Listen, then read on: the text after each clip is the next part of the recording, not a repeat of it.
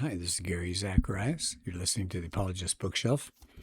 There's a follow-up book by Shenvi and Pat Sawyer to a previous book they had called Critical Dilemma. And that was a wonderful book. I really enjoyed it. Well, that's probably the wrong word. It challenged me. Let's put it that way. It was pretty thick going, but it was taking a look at the whole world of critical theory and the woke um, things that we're seeing these days. And they have a new book out now called Post Woke. Post Woke. Let me check the date on this because it's uh, 2025. So it's a little bit newer. Why this book? Well, they call it a follow up to their previous book, Critical Dilemma. They said it's a standalone resource. It's really not covering the same material. The first book that I've done 2 or 3 podcasts on, Critical Dilemma, it was accessible. I mean, you could get through it, but it's pretty academic, something like 800 footnotes, they said, and references to over 200 primary sources. And that's important. I mean, that's good to know. But this book, if you want one book on the whole woke scene and where it came from and what's going on with it right now, it's Post Woke. I think you need that one. It's really written for a broader audience. And the other one was kind of dense. It's focused less on these esoteric European theories that undergird wokeness, and it's more about every day, what we see it in the real world. And it's a resource for anybody that wants to know what's going on about wokeness. It's more specifically, though, I would say written for a Christian audience. Now, a non-Christian can still get a lot out of it, but this is really written more for a Christian, kind of a Christian theological framework that they mention. And it's practical. It's really practical. Now, Critical Dilemma did have some action steps there, but there are a lot more recommendations scattered all through this book. In fact, there's a whole chapter about how to reach your kids, how to reach coworkers, how to talk to pastors about this, how to reach neighbors. And so this book articulates a biblical perspective on race and gender and sexuality. And yes, there's material on woke ideology, but it's also really good for tackling controversial topics. And don't you agree? Race, gender, and sexuality are the big issues, the hot button issues that people want to talk about when it comes to critical theory and just in general. So I think you would get a lot out of this book.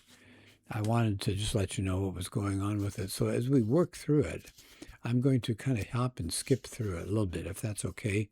I wanted to start kind of in the middle of this with what they call the 4 pillars of contemporary critical theory.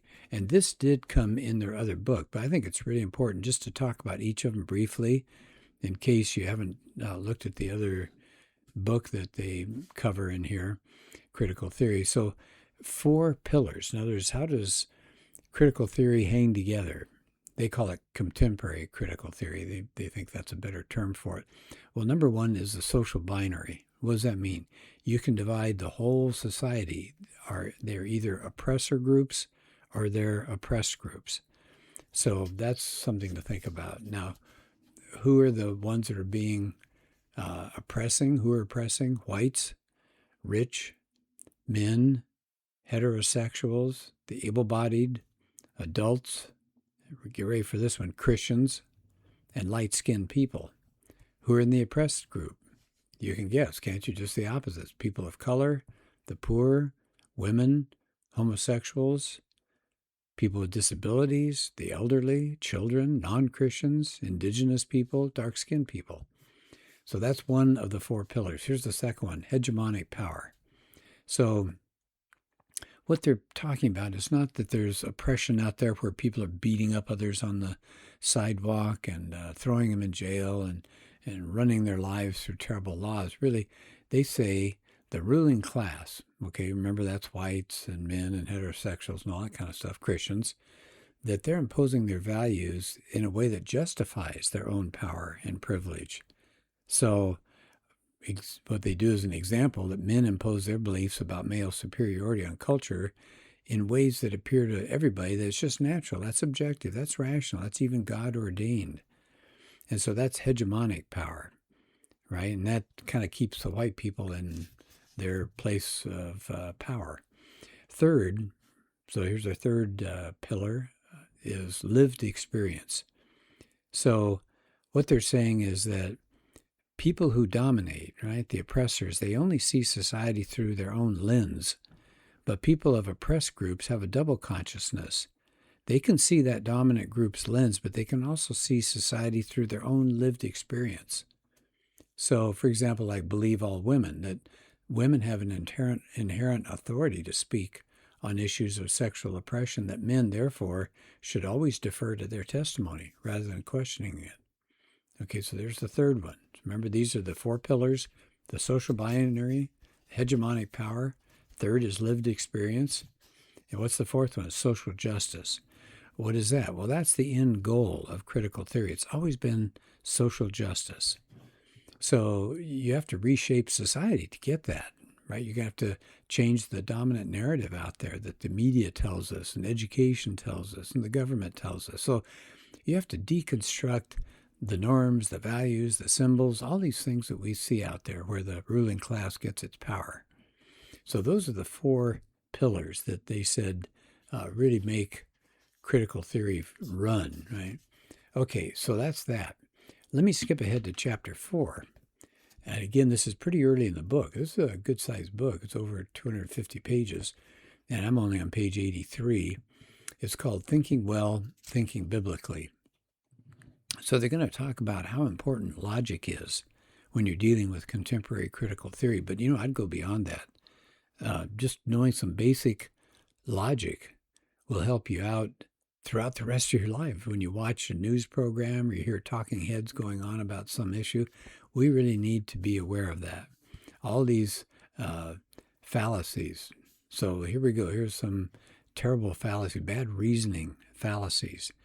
And so they have a bunch of them, and I'm just going to pick out some, but not all. Okay, so let's go to, I'll just pick one here. How about, by the way, they have a how to respond as well. Oh, I like this one. This is called equivocation. So they start off with, what is it? And then they tell you how to respond. So what's the fallacy of equivocation? When the same word is used with two different definitions. Okay, so consider the following arguments, they say. The gender categories of masculine and feminine are social constructs, so we shouldn't assign gender at birth. How about this one? Racism is a sin. Therefore, we should oppose the systems and structures that constitute racism. Kind of hard to argue with that. How about this? God is the God of justice. Therefore, Christians should support justice organizations.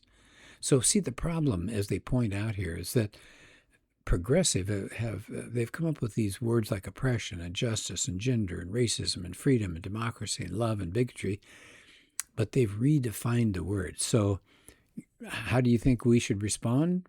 Pretty simple, huh? Define your terms. Don't assume that you and the person you're talking to are using terms the same way. Yeah. So it said we should be defining our terms, and the people we're talking to should be defining their terms. And just make sure we understand from the get-go.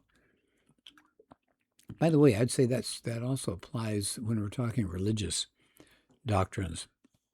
For example, talking to an LDS person, Latter-day Saint, they'll talk about Jesus, and they'll talk about salvation, they'll talk about God, they'll talk about eternal life and heaven, and they'll talk about all these things, but they'll have different meanings for every one of those words than we do as traditional Christians. Okay, here's another fallacy. It's called the ad hominem attack. Appeal to emotion, I guess you could say. So the appeal to emotion invokes people's feelings of pity or disgust or compassion instead of a logical argument. So they call that the appeal to emotion. The ad hominem attacks the arguer rather than the argument. So basically, both of these fallacies shift the discussion away from whatever the argument is. So they said, how about this? Talking about gender. Somebody says, if gender is rooted in biology, then a person with male biology is a man. Premise 2, gender is rooted in biology. Conclusion, a person with male biology is a man. Well, that seems logical, doesn't it? But some of those are going to be denied. So it said a person who's employing an appeal to emotion won't want to tackle that argument. They'll say, well, if you claim that a person with male biology is a man, you'll cause great harm to gender nonconforming people. Doesn't your religion teach you to love your neighbor? How could you inflict such suffering on others? And so, of course, you'd say, oh, yeah, that's powerful. I get it. But really, as these authors point out, that's logically fallacious. There's no argument that starts off, this idea causes harm, and you end up with a conclusion, this idea is false. Yeah. He says, then you combine those with an ad hominem attack like this. Well, only a hateful bigot would make that argument. So you notice there's no rational case against the argument? Yeah. So I think it was Greg Kokel who said, somebody may say to you, well, you're just stupid, or you're a bigot or whatever. But you can say, okay, maybe I am, but let's deal with the argument. Yeah, I think that's really good. Bring them back to the argument. So they have a section here. If you've been called a name or you've got that argument from emotion, how should you respond? Well, as they say, first, keep calm. So if you're insulted, don't return the insult to the other person. You want to keep the spotlight on the argument. And they said, point out that actual love is always rooted in the truth. If you love somebody, you want the best for them. But how can you get the best for them if you don't know what is best? That's a good point. So it said, compassion, let's say, for a sick patient and a strong desire to help them. But we got to know what the disease is. So it said, can you imagine a doctor saying, oh, I feel deep compassion for your condition. Please tell me which drugs you sincerely believe will make you better, and I'll prescribe them to you, even though they may kill you. Right? So that's not really being loving by offering them love, but you're not being truthful. And then they do have that Kokel response here. It said, if you're slapped with an ad hominem attack, you're a terrible person, said, just accept the accusation and let's go back to the argument. So here's an example. Well, let's grant for the sake of argument that I am an awful, hateful, miserable, misanthropic bigot, and then my conclusion can cause trauma. Now let's go back to my argument. Is it true or false? Ooh, that's really good. Then here's another fallacy. It's called a false dilemma. So it's a difficult choice between two undesirable alternatives. And it's a problem if it's a false dilemma, because that means there may actually be a third alternative. So it's trying to restrict your choices. So as an example here, they have Ibram Kendi. He says, the opposite of racist isn't not racist, it's anti-racist. So he's giving you a false dilemma there. Can you be a non-racist if you, let's put it this way, you could be a racist. Okay, that's not good. Or do you only have to be Kendi's brand of anti-racism? No, there's a third area you can get into there. So how do you respond to a false dilemma? Present a third option. False dilemmas are trying to force you down a path that you want to avoid. So you said, in this case, you're listening to Kendi. You say, well, I don't want to be a racist. So then you have to adopt the other possibility. That's his particular version of anti-racism? No. When you realize you don't have to choose the less bad of two bad options, the dilemma goes away. Here's another fallacy. It's called hasty generalization. So what is that? When you base a belief or a claim that was gathered only by a small number of examples or just too little evidence. Whoa, is that a big thing? Here's an example. There have been some terrible killings of unarmed black men by police. And so you hear that, oh, it's not safe for black people to be on the streets. They're being killed right and left. And the idea is that white racist cops are just killing blacks all over the place. But they said that's really not what's happening out there. For example, they've actually found statistics. Here it is. Out of millions of interactions between whites and blacks, white cops and black people out on the streets, typically less than 30 unarmed black people are killed by white cops per year. I said, think about that, 30 unarmed black people, but they could have been committing a crime or attacking the police, and they said that number drops further to about 5 to 15 people per year. Now, it said the ones that could even be possibly racially motivated reduces that number still further. So as they point out, anybody that dies and is an innocent person, that is a tragedy, but it's not an epidemic of white racist cops killing unarmed black people. It's not even close. So how do you respond to a hasty generalization? They said, maintain your composure. People are just being driven by emotion. They've abandoned logic. So they said, maybe in a polite, measured tone, you could explain the fallacy of hasty generalization. And we all do it at times, and try to show them where they have at least a small data set of negative experiences that hasn't caused them to draw universal negative conclusions. So you might say, hey, have you ever had any negative experiences with white people? And they'll maybe reluctantly agree. And even if they don't publicly agree, they'll be thinking about it. So it's to close the loop, remind them that, okay, you've had some negative experiences with a few white people. That didn't color your entire view of white people, and they should do the same courtesy to black people. Okay, here's another fallacy. It's called the appeal to authority. What is that? Well, it justifies some claim on the basis of, what they call, experts say. The word supposed and alleged experts are important here because not all appeals to authority are fallacious. No. So what if nearly all virologists agree that the common cold is caused by a virus? So we might say, okay, that's possible, but they've studied that area far more than we have, so, maybe we should agree with them. But they said Christians ought to be a little careful here, right? We have to avoid two problems. One, embracing anything that a secular scholarship article tells us, right? So you don't want to embrace everything that you're hearing on the internet. And on the other hand, you don't want to reject everything that secular scholarship tells us. So they said, be careful. They said, you've heard all these assured results of scholarship that have changed from one generation. And they're debunked now. We've seen that a lot. Remember at one time, lobotomies were considered the way to go. We've got to do lobotomies. Eugenics. People were buying into eugenics. So we got to be careful here.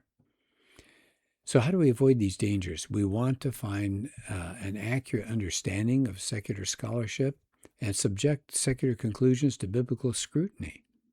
So we've got to stand against the quote-unquote expert consensus, but we've got to understand the claims of contemporary critical theory and accept the ones that are true and offer good objections when they're false. So there are people with genuine expertise in a field that are challenging their field's conventional wisdom, sure. So, for example, the co-author here, his name is Pat Sawyer. He's got a PhD in the critical tradition, and he speaks and writes in that tradition, and he doesn't come to a conclusion of the secular world. So I think that's good. So I said, what we ought to do as a kind of a basic logic appeal here, he said toward the end, he said, we've got to evaluate arguments. What can we do? We should define our terms. How are these words being used? Number two, identify the premises. What are the core assumptions at the heart of the argument? Three, test the argument's validity. If the premises of the arguments are true, then is the argument's conclusion true? Step four, look for fallacies. 5, look for reason and objective evidence. Boy, I'd underline that word, objective. Is the argument sound? What surveys or experiments or other data are cited?